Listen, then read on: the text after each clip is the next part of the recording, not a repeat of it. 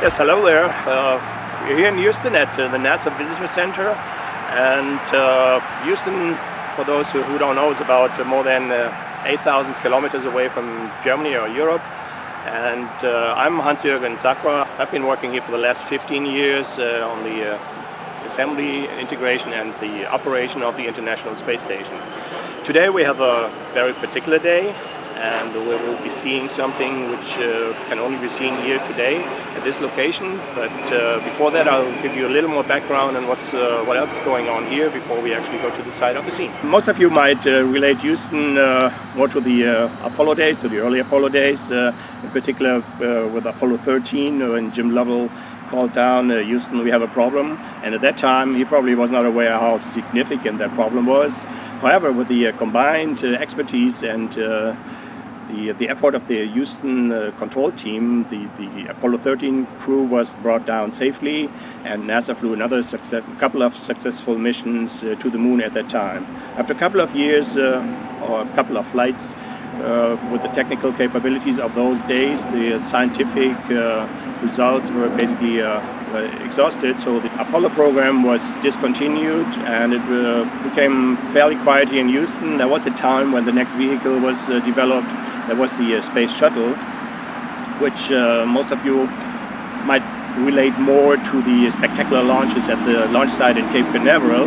But what many people do not know, at the point the commentator said the shuttle has cleared the tower, in that moment the Houston control team took over the whole shuttle flight up to the landing, mostly in California. The first couple of years the Space Shuttle always landed, or almost always landed in California on the big dried out salt lakes, just because the Space Shuttle didn't have no active control during the landing, but it was basically a very, very fast sailplane, and they needed to have some margin for the landing attempts, but everything worked fine all those years.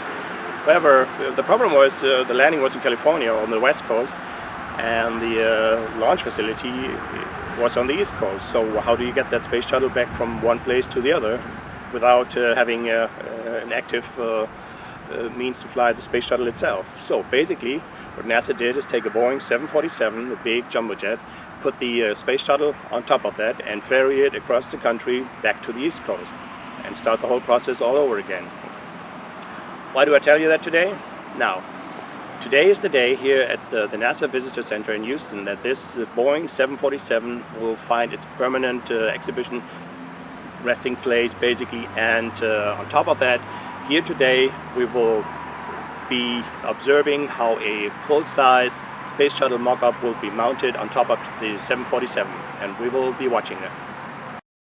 Okay, now we are watching live how the Space Shuttle model will be hoisted onto the Boeing 747. That will take about 30 to 45 minutes, and depending on the weather condition, that has never been done before and will not be done again. So this is a one-time operation only, and it depends also a little bit on safety and wind direction. So we'll see how that goes. So, but we will play that at a time lapse, and I'll give you a little bit of background information during that hoist.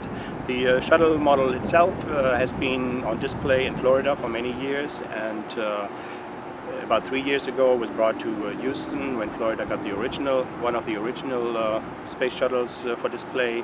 So we got the model here in Houston, but this location is very unique because we have the Space Shuttle model in combination with the 747, which we have nowhere else on.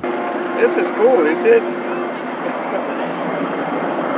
Many people often think or ask me, since I work here in Houston, now that the shuttle is retired, what are you doing all day?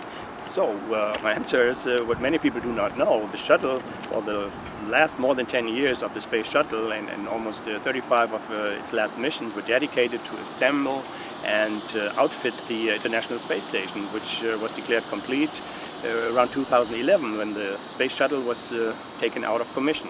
So since then those budgets are used for future programs, but the space station is actually running on what it was meant to be, namely a science platform in space. And now we dedicate a much greater deal of the astronaut crew time to performing science in space. So today most of the supply flights are made by unmanned space vehicles, and recently we have also a few, two in fact, commercial space vehicles who supply the space station with food and experimental supplies. The crew itself is currently still replaced by Russian Soyuz vehicles, and that happens 4 times a year with with a crew of 3. So we have a crew of 6 based on the space station.